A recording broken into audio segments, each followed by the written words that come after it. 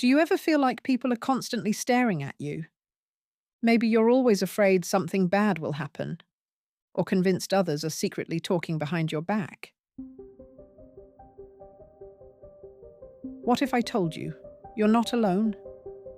Hey everyone, welcome back to Transformational Psychology, the space where we explore how deep change happens in the mind, heart, and soul.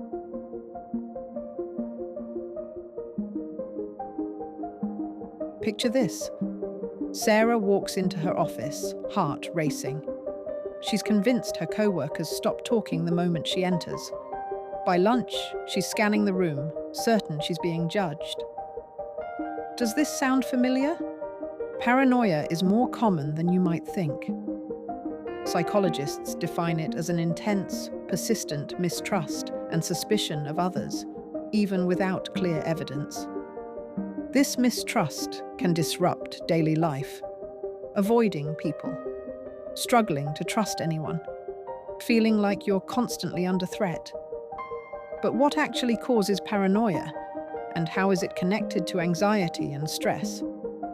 We'll get to that. But first, here's something surprising. A 2013 study by psychologist Daniel Freeman at Oxford University found that up to 1/3 of people experience paranoid thoughts at some point in their lives. That's not rare.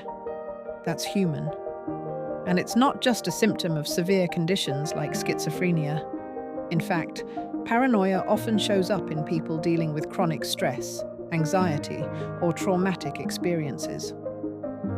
In a 2020 study led by Ellett and colleagues, researchers found paranoia is closely tied to overestimating risk, like your brain's threat detector getting stuck on high alert.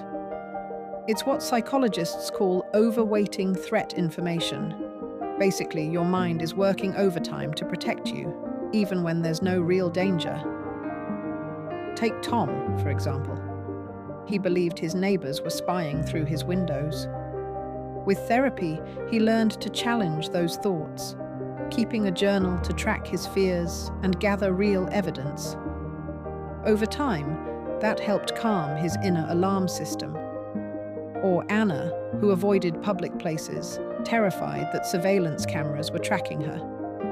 Her therapist guided her through gradual exposure, starting small, like walking past a camera with a friend. Eventually, she regained her confidence to go out alone, without fear. Here's the twist. Paranoia isn't always harmful. It's your brain trying too hard to keep you safe. From an evolutionary perspective, this made sense. Early humans needed to be cautious, always on alert for threats. A little suspicion helped them survive. But in modern life, that same instinct can backfire. What used to help us avoid predators can now make us fear our boss, our friends, or total strangers. As science fiction author Philip K. Dick once said, "It is sometimes an appropriate response to reality to go insane." He wasn't being literal, but he captured the idea that our minds can exaggerate reality in a desperate attempt to make sense of it. And let's not forget, certain substances, like cannabis or stimulants, can intensify paranoid thoughts. If you're already feeling vulnerable, these can make things worse. So, how can you overcome paranoia? Start with awareness. Notice the thoughts. Ask, is there evidence for this belief? Or is it just fear? Cognitive behavioral therapy, or CBT, is one of the most effective treatments. It helps people reframe paranoid thoughts and retrain the brain to assess risk more realistically. Other tools include mindfulness, grounding yourself in the present moment; stress reduction, calming the nervous system with breathing or movement; social support, spending time with people you trust; graded exposure, slowly facing feared situations step by step. You don't have to do it alone. Professional support and consistent practice can lead to powerful change. If this resonated with you, like and subscribe.